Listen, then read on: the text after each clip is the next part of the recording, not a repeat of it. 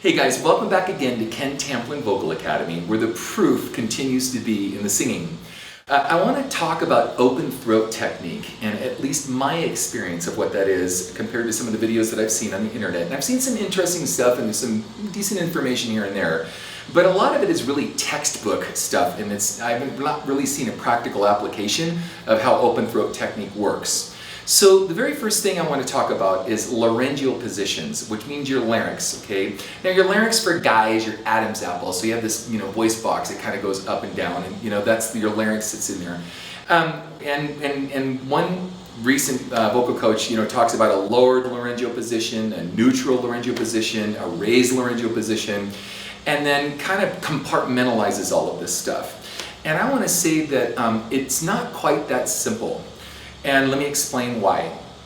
To have someone's, I don't want to use the word bash, but to say, you don't want to have, here's a lower laryngeal position, here's a neutral laryngeal position, here's a raised laryngeal position, right? So we have these sort of, ways of looking at this. That's not really a good, healthy way to approach this. And let me explain what my experience has been, and if this can be of help to you, then hopefully you'll benefit from this. The first thing is that in bel canto means opera in appoggio. It's the old school style of singing for opera. That's sort of the gold standard to really understand how these laryngeal positions work. To make fun of tenors that have been doing this a long time, a couple hundred years, and make that, mock them in that kind of way for a lower laryngeal position, I don't know that I would be so, I don't know that I would do that for lots of reasons, and let me explain why. Grandpa's been doing this a long time, 35 years. So I've done that. Look me up on IMDb. I've got close to 1,000 songs, or even more maybe than 1,000 songs placed in film and TV. Internet Movie Database, just check it out. Go to my wiki, you can check out, I've got over 40 records out, and I've written songs with Kiss, and I've done this, and I've done that. So you have these vocal coaches that come out and they say this stuff that's textbook stuff. Okay, this is really important. And they may even at the end of their video give you some theatrical thing or whatever. But listen to their actual voice and ask yourself if you really like it. And see if they display any students that do this and you really like the way their students sound. And here's why that's important. It took me a long time to figure this stuff out. This has been in process. And by the way, as we age, we also have to learn how to control this over time. It's not like once you learn it and you're done. No, you have to continue the process. So I've taken some very prestigious vocal coaches, and I'd love to tell you who they all are, and it would sound too braggadocious, so I'm not even going to talk about it. But what I am going to say is this. What I've learned, and if this helps you, is that if we first train with a lower laryngeal position, it really helps you understand what open throat technique is. Now, is that the end all? No. But here's something I want to put out there to you guys. Is in the world of appoggio, bel canto, opera, is that in the early stages of, let's say, a tenor, and I'm going to talk about guys, and we could talk about, female vocals, sopranos, altos, contraltos, etc. in a minute, is that a lower laryngeal position helps us identify how to keep the throat open first. It doesn't mean we're always going to reside in a lower laryngeal position. In fact, that's silly.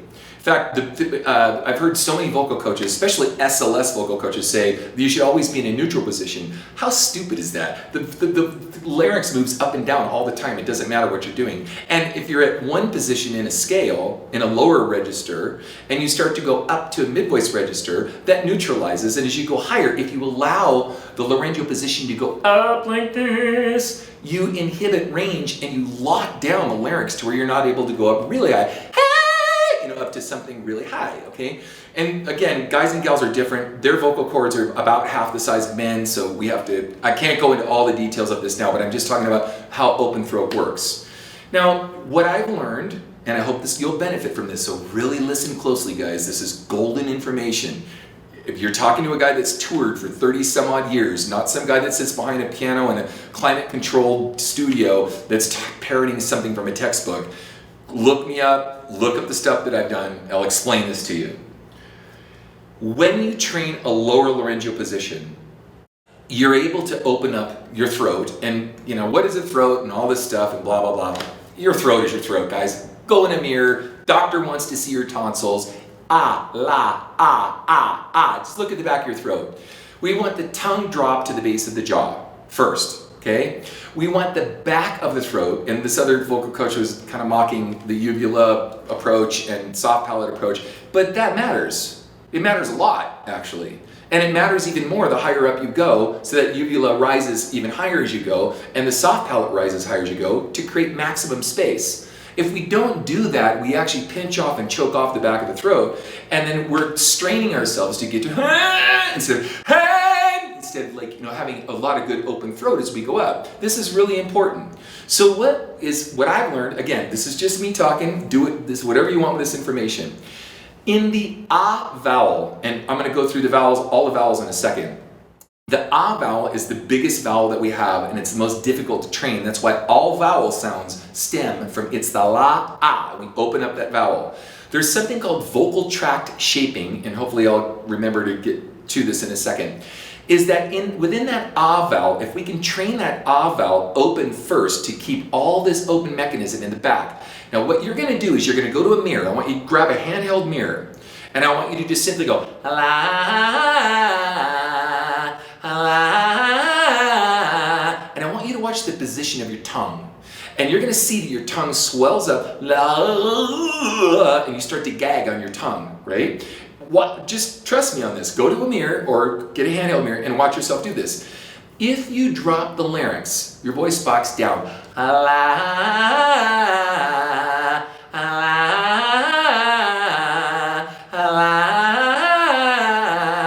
you're going to find that you can maintain and build muscle memory to hold the larynx down.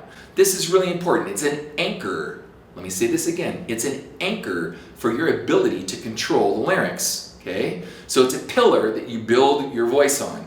When we talk about laryngeal positions, just because we talk about a lowered laryngeal position doesn't mean we always reside in a lowered laryngeal position, okay? Let me say this again. We don't always sing like this. In fact, I'm going to insert something really funny for you guys. I have an assistant named Bob. So Bob, when you can, if you can insert, I did a couple lower laryngeal position songs. One of them is Lowrider, okay? And we're going to show this clip in a minute. And another one is Johnny Cash, Rings of Fire. And I use a lowered laryngeal position through the whole song, okay? But I can sing with any position I want. But I'm going to get back to why this is important in a second. But we're going to play the clip. Bob, if you play the clip now, let's do it. Low, right, good, don't use no gas now. Low, right, good, don't drive too fast now. Take a little trip, take a little trip, take a little trip with me.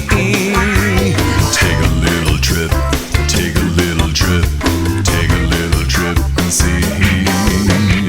And low rider, don't drive too fast now. So if you can tell, this isn't just a lower larynx position, this is a drop larynx position, kind of like a gospel quartet and country sort of combined. I'm going to drop it even farther in this chorus here. Ready? Let's keep going, Nick. Here we go. I fell into a burning ring of fire. Went down, down, down, and the flames are getting higher. And it burns, burns, burns. The ring of fire, the ring of fire. Okay, so like I said, you can see there's a difference between a lower larynx position, la, la. Very big difference. One is just a lowering, taking the pharynx, keeping it flat horizontally straight, and taking your whole larynx and lowering it. And so it's a la, a la is lowered, and dropped is a la. Completely taking the entire larynx itself and dropping it all the way to the floor. Okay, we chose a couple little pieces out of that clip to show you a lowered laryngeal position. And why that's important is it shows that I can maintain a lowered laryngeal position. But then how is it possible if I can sing in this position, but then sing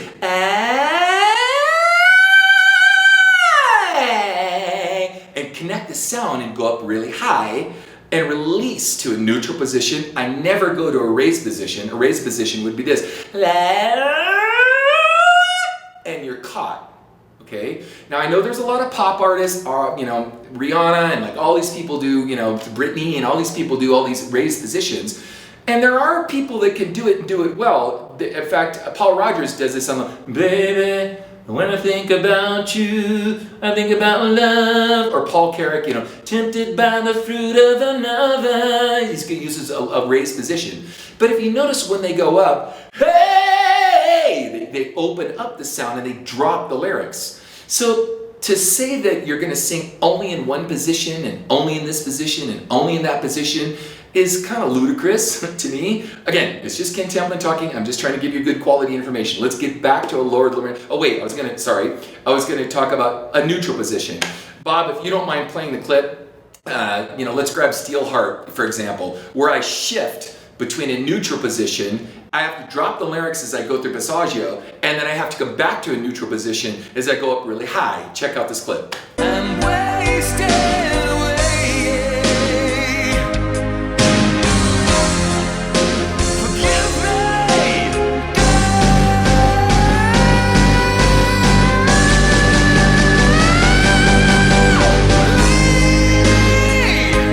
Won't you save me?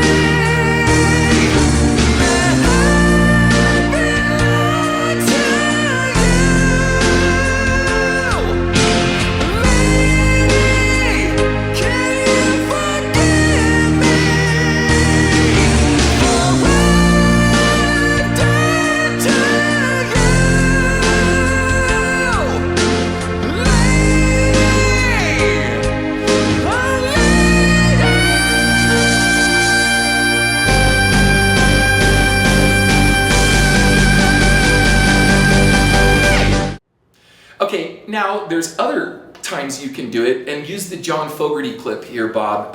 Use Fortunate Son, where you sing in a just a slightly lowered position, like Wilson Pickett, which we just did a whole thing here recently on open throat technique.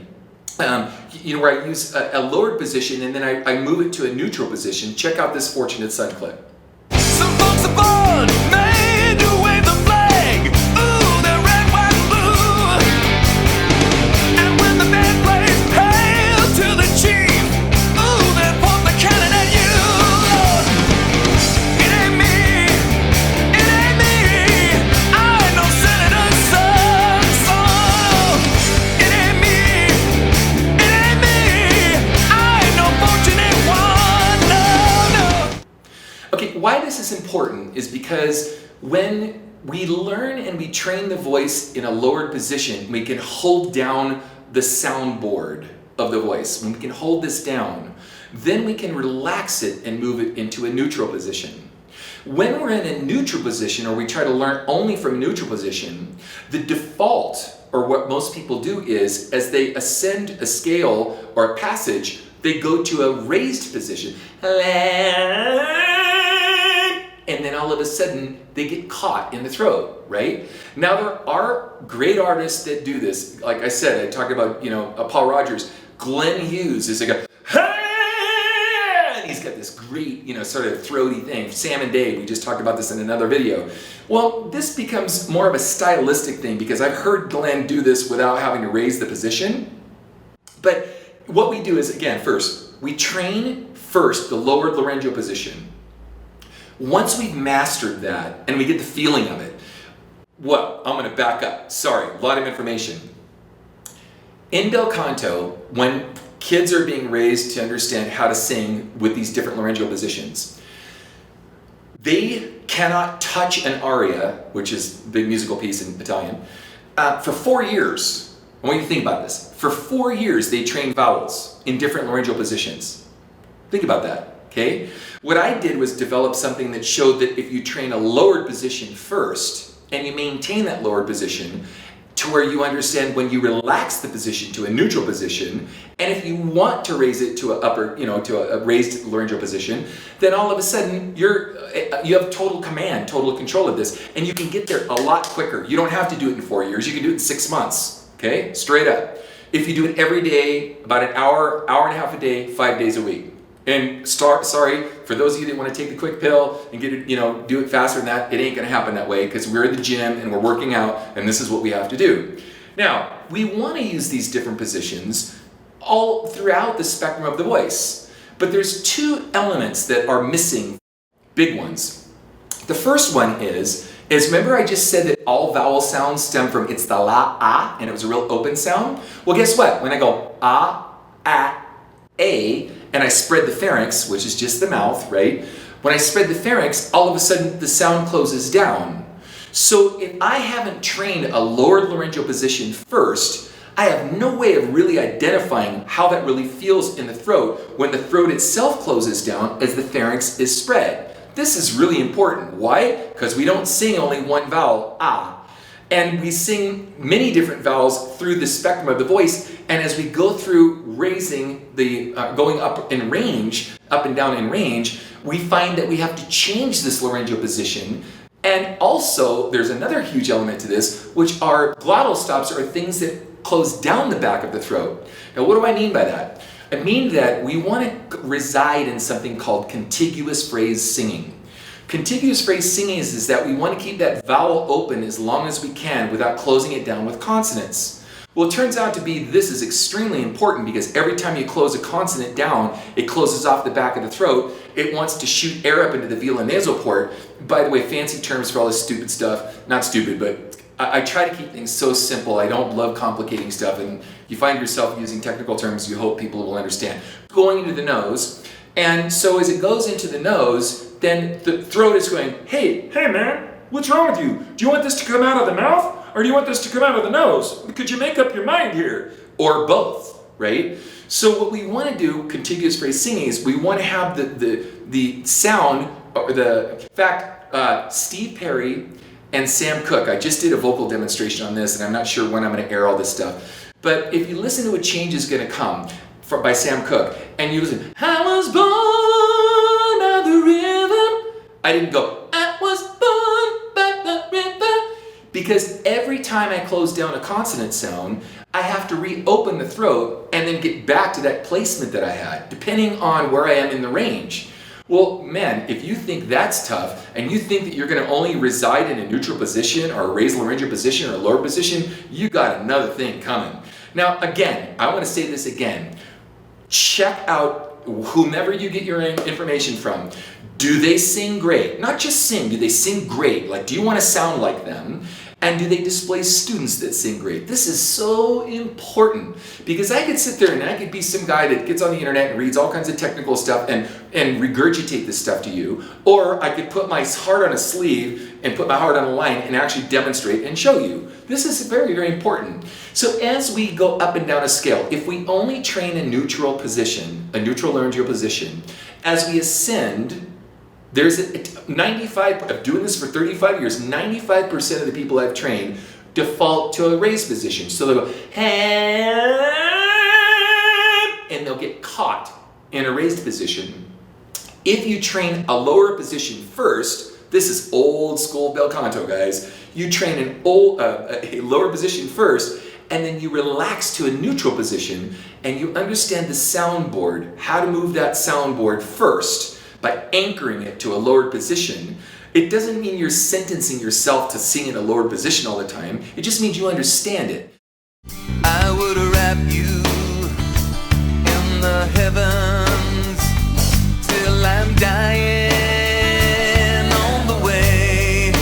Feel like making, feel like making love. Feel like making love.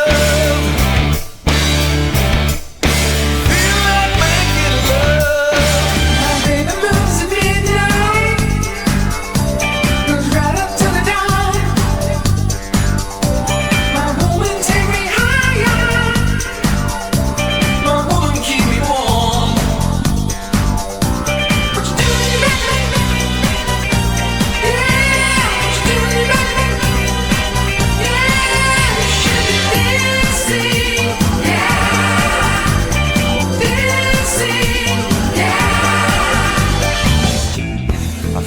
spend my time waiting on your call. How can I tell you, babe, my back's against the wall?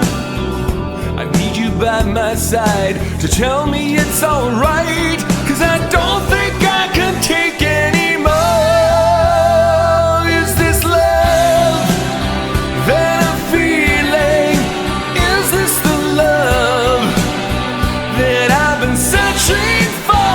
Is this love, or am I dreaming? This must be love, 'cause it's really got a hold on me. It's got a hold on me, babe.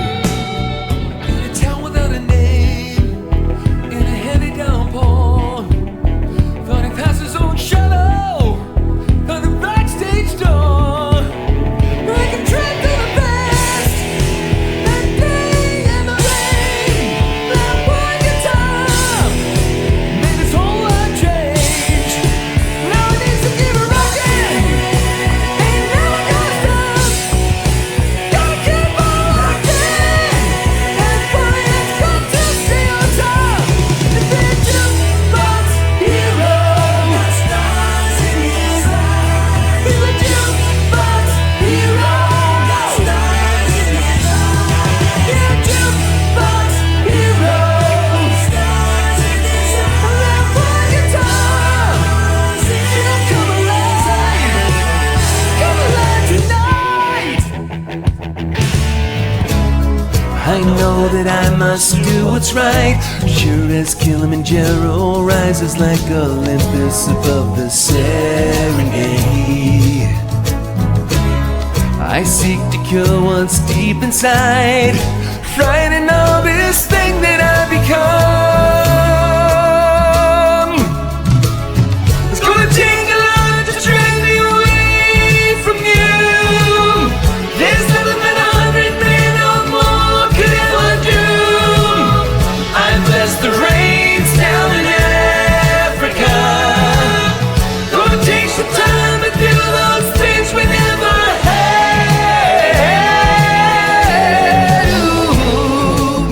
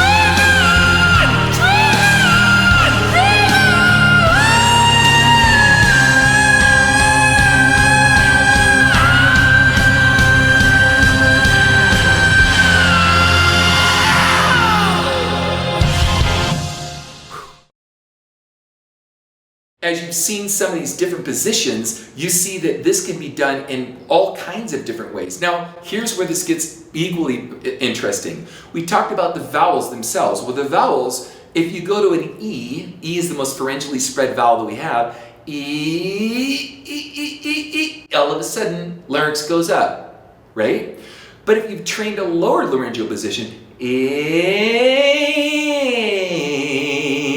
I can actually maintain the A vowel or a different vowel modification to hold it at bay so that I don't get caught in the throat. Anyway, guys, I could go on and on and on about this. I have a singing course called How to Sing Better Than Anyone Else. I cover all this in the course. If you guys want to check it out, cool. Hopefully this information was beneficial to you, and I'm sure we'll talk a lot more about this in future sessions. So thank you for joining me. Penn Temple Vocal Academy, where the proof is in the singing. Peace out. Hey guys, if you like what you heard, please like and subscribe to my channel. And if you want to get notified when I have a new cool video come out, you need to go to my channel and click on this little bell icon, and it will actually notify you every time I have a video come out. Thanks guys.